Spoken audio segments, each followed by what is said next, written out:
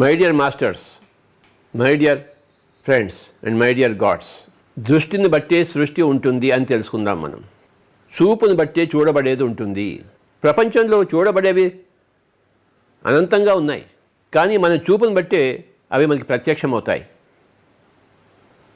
లేకపోతే అవి కనుమరుగవుతాయి. మనకు కనపడవు, అవి ఉన్నా కానీ మనకు కనపడవు.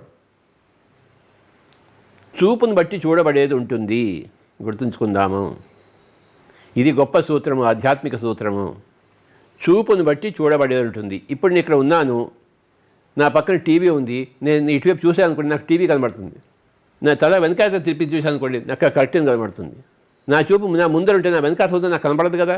నాకు కనపడటం లేదంటే అక్కడ లేనట్టు కాదు, అక్కడ ఉంది అది, కానీ నేను నా చూపుని బట్టే నాకు కనపడేది ఉంటుంది. ఇటువైపు తిప్పితే నాకు గోడ కనబడుతోంది, ఇటువైపు తిప్పితే టీవీ కనబడుతోంది, ముందు చూస్తే కెమెరా కనబడుతుంది, కెమెరా మ్యాన్ కనబడుతున్నాడు, వెనక చూస్తే నా యొక్క ఈ కర్టెన్ కనబడుతుంది. ఇవన్నీ ఉన్నాయి గదిలో, కానీ నా చూపును బట్టే అది నాకు ప్రత్యక్షమవుతుంది. ఇప్పుడు నా చూపు ఆ కెమెరా మీద ఉంది, ఆ కెమెరా మ్యాన్ మీద ఉంది, అవే నాకు కనబడుతున్నాయి బాగా ప్రస్ఫుటంగా.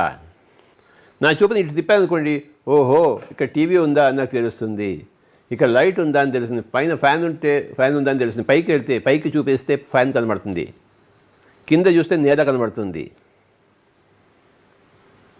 అన్నీ ఉన్నాయి, కానీ నా చూపు ఎక్కడుంది అది పాయింట్. మీ చూపు ఎక్కడుందో మీకు అదే కనబడుతుంది, ప్రత్యక్షమవుతుంది. దాంతోనే మీరు సంసారం చేస్తారు. మీకు కనపడిన దాంతో మీరు సంసారం ఎలా చేస్తారు? ఏది కనబడితే దాంతోనే సంసారం చేస్తారు. ఏది కనబడుతుంది? మీ చూపు ఎటువైపు ఉందో అది మీకు కనబడుతుంది. దుర్యోధనుడు అర్జునుడు ఇద్దరు కృష్ణుడి దగ్గరికి వెళ్ళారు సహాయం కోసం. దుర్యోధనుడికి ఈయన పడుకున్నాడు కృష్ణుడు. దుర్యోధనుడికి శ్రీకృష్ణుడి కాళ్ళు కనపడలేదు, తల కనపడింది. తల దగ్గర పోయి కూర్చున్నాడు. తర్వాత అర్జునుడు వెళ్ళాడు. అర్జునుడికి కాళ్ళు మటుకే కనపడ్డాయి, ఆయన కాళ్ళ దగ్గర కూర్చున్నాడు. శ్రీకృష్ణుడు పడుకుని ఉన్నాడు, ఆయన కళ్ళు తెరిచాడు. ముందు చూపు ఆయనకి అర్జునుడి మీద పడింది, ఎందుకంటే ఆయన కాళ్ళ దగ్గర కూర్చున్నాడు కనుక. తల దగ్గర కూర్చున్నాడు, కనపడ్డు కదా. ఫస్ట్ అర్జునుడు చూశాడు ఆయన కళ్ళు విప్పి. తర్వాత ఇటువైపు తీసుకుంటే ఇటు దుర్యోధనుడు ఉన్నాడు. ఏమిటి పొద్దున్న ఇద్దరు వచ్చారు అని అడిగాడు.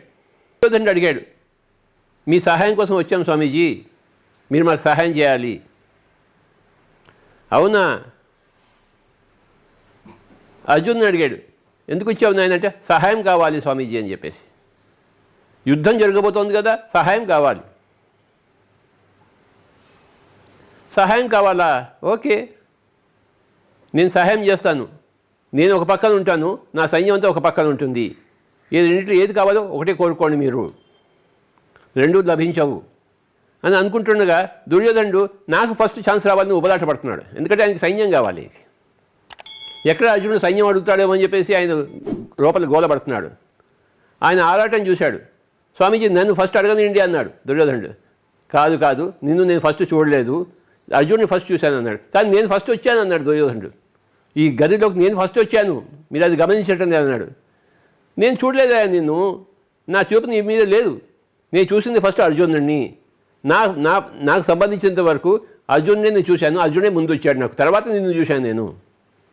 నా లాజిక్ నాకు ఉంటుందని చెప్పాడు. నీ లాజిక్ నీ దగ్గర ఉన్నప్పుడు ఫస్ట్ అర్జునుడిని అడుగుతాను, నీకేం కావాలయ్యా? నేను కావాలా, నా సైన్యం కావాలా?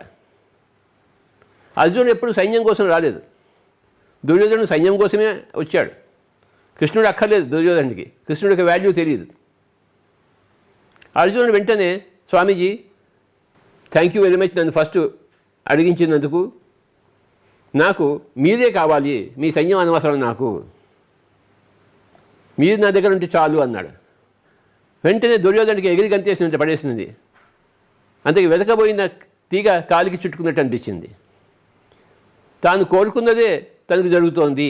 అర్జునుడు పనికిరాని కృష్ణుని అడిగాడు, నాకు మిగతా అంతా నాదే, ఆ సైన్యం అంతా నాదే అని సంబరపడ్డాడు. తర్వాత దుర్యోధనుడు అడిగాడు, స్వామీజీ ఇంకేముంది, నువ్వు అటువైపు వెళ్ళు, నీ సైన్యం నాకే ఇచ్చేసే అన్నాడు. తథాస్తు అన్నాడు కృష్ణుడు. చూశారా, చూపును బట్టే చూడబడేది ఉంటుంది. కృష్ణుడు ఫస్ట్ అర్జునుడిని చూశాడు. అర్జునుడు అడిగాడు, నీకేం కావాలి నాయన అని చెప్పేసి. తర్వాత ఇటు చూపు మనిషి బదిలిచాడు. తల దగ్గర ఉన్న వాడికి ఇటువైపు తిరిగి చూశాడు. ఇక్కడ దుర్యోధనుడు ఉన్నాడు. కళ్ళు తెరవంగానే కాళ్ళ దగ్గర ఉందని కనబడుతుంది కదా మనకి. ఇది గొప్ప సన్నివేశం మహాభారత యుద్ధంలో. చూపును బట్టి చూడబడేది ఉంటుంది. ఇంకో సన్నివేశం తెలుసుకుందాం. అటువైపు భీష్ముడు ఉన్నాడు సేనానాయకుడిగా కౌరవులకి. ఇటువేమో అర్జునుడు యుద్ధం చేస్తున్నాడు మిగతా వాళ్ళు. 10 రోజులు అయిపోయింది. భీష్ముడు అంతా సర్వనాశనం చేస్తున్నాడు పాండవుల సైన్యాన్ని. పాండవులేమో ముందుకు వెళ్ళలేకపోతున్నాయి, ఎందుకంటే భీష్ముడు అడ్డంగా ఉన్నాడు అక్కడ. 10 రోజులు అయిపోయింది. 1 కాదు, 2 కాదు, 3 కాదు, 4 కాదు, 5 కాదు, 6 కాదు, 7 కాదు, 8 కాదు, 9 కాదు, 10 రోజులు అయిపోయింది. కృష్ణుడు ఇదంతా చూస్తున్నాడు. రథసారథి కదా. కోపం వచ్చింది కృష్ణుడికి. అర్జునుడి వైపు కోపంగా చూశాడు. ఏమిటి నువ్వు చేస్తున్నావు? మీ తాతగారిని ఎందుకు చంపటం లేదు? నేనే చంపేస్తాను పోయి చక్రం పట్టుకుని వెళ్ళాడు, ముందుకు దూకాడు. అక్కడ యుద్ధంలో ఒక చక్రం ఉంటే రథచక్రం, ఆ రథచక్రం తీసి తానే పరిగెత్తాడు. చంపేస్తాను నేనే భీష్ముడు అని చెప్పేసి. అర్జునుడు వచ్చి కాళ్ళ వెళ్ళా పట్టుకున్నాడు. ఎందుకంటే కృష్ణుడు చెప్పకూడదు. ఆయన చెప్పిన దానికి ఆయనే విరుద్ధంగా చేస్తున్నాడు. చేయక తప్పలేదు ఆయనకి. కాళ్ళ వెళ్ళా పడ్డాడు, నేను చేస్తానని చెప్పేసి. అప్పుడు అంతవరకు ఏం జరిగింది? ఈయన నా తాత నా తాత నా తాత అని యుద్ధం చేస్తున్నాడు. ఆయన ఏం యుద్ధం చేస్తాడు నా తాత అనుకుంటే? తాతని చంపలేడు కదా. నా తాత కాదు, అక్కడ ఉన్నది నా ప్రత్యర్థి, ఒక సేనా నాయకుడు, దుష్టుడైన కౌరవులను సపోర్ట్ చేస్తున్నవాడు అని అనుకుని యుద్ధం చేస్తే జయించేవాడు. కానీ ఈయన నా తాత అనుకుని యుద్ధం చేస్తున్నాడు. అంటే ఆ చూపును బట్టి చూడబడేది ఉంటుంది. అర్జునుడు ఒక మనవడిగా చూస్తున్నాడు, ఆయన తాత అయ్యాడు. అర్జునుడు ఒక ధర్మయుద్ధం చేస్తున్నట్టు అక్కడ అధర్మ యుద్ధానికి ఎగెన్స్ట్గా ఉంటే వేరే ఆ తీరు వేరేగా ఉండేది. ఈయన మనవడిగా చూస్తున్నాడు అక్కడ నా తాత అని చెప్పేసి. అందుకే 10 రోజులు అయిపోయింది. అది శ్రీకృష్ణుడికి నచ్చలేదు. కనుకనే ఆ అర్జునుడి దృష్టిని మరల్చాడు, చూపుని తిప్పాడు, చూపుని మార్చాడు. అప్పుడు అర్జునుడు నిశ్చయించుకున్నాడు. మై డియర్ ఫ్రెండ్స్, అప్పుడు అర్జునుడు వేయడం మొదలుపెట్టాడు గట్టిగా. ఆయనకు తూట్లు పడ్డాయి. అప్పుడు అర్జునుడి బాణాలు ఆయన శరీరానికి చేరాయి. ఆ దృష్టి మార్చి ఆయన బాణాలు వేయడం మొదలుపెట్టాడు. దాంతో ఆయన కింద పడిపోయాడు ఆ తూట్లతోని. చూపును బట్టి చూడబడేది ఉంటుంది. ఇది గొప్ప సత్యము. నీ ఆత్మ చూపు ఎలా ఉందో నీ యొక్క జీవితము సార్థకం అలా అవుతుంది. ఆత్మ ఏ విధంగా చూస్తోంది అదే లభ్యమవుతుంది. చూపును బట్టే చూడబడేది ఉంటుంది. ధ్యాన జగత్ అద్భుతమైన ఆత్మజ్ఞానాన్ని అందించే వ్యాసాలు, ధ్యానుల దివ్య అనుభవాలు, వ్యక్తిత్వ వికాసాన్ని పెంపొందించే రచనలు, ఆధ్యాత్మిక గురువుల పరిచయాలు, సందేశాలు, విశిష్ట వ్యక్తుల జీవిత విశేషాలు, పుస్తక అనువాదాలు, విశ్లేషణలు, ఆరోగ్య ఆహార విషయాలకు సంబంధించిన వివరాలు ప్రతి నెల మీ ముంగిట్లోకి వస్తున్న నవ్యయుగ ధ్యానయోగ మాసపత్రిక ధ్యాన జగత్. విదేశాలలో ఉన్న తెలుగు వారందరూ ఇప్పుడు ధ్యాన జగత్ డిజిటల్ కాపీని www.dhyanjagat.com వెబ్సైట్ ద్వారా మీ సెల్ ఫోన్, ల్యాప్టాప్ మరి డెస్క్టాప్లలో గత సంచికలతో పాటు సరికొత్త సంచికను కూడా చదువుకోగలరు. ధ్యాన జగత్ చదివి తీరాలి. మన ధ్యాన జగత్ టీం ఎంతో కష్టపడి ఈ మ్యాగజైన్స్ ప్రతి నెలా తయారు చేస్తోంది. ప్రతి ఇంట్లో ధ్యాన జగత్ మ్యాగజైన్ తప్పనిసరిగా ఉండి తీరాలి. ఈ మ్యాగజైన్ లేకపోతే ఆ తెలుగువాడే కాదు, ఆ ధ్యానే కాదు, ఎన్ని తెలుగు కుటుంబాలు ఉన్నాయో ప్రపంచం అంతా కూడా అందరూ ఈ మ్యాగజైన్ తెప్పించుకోవాలి.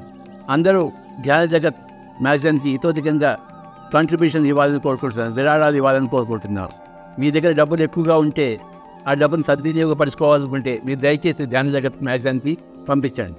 ధ్యాన జగత్ చదవండి, చదివించండి, చందాదారులు కండి, ఆత్మజ్ఞానాన్ని అందరికీ పంచండి.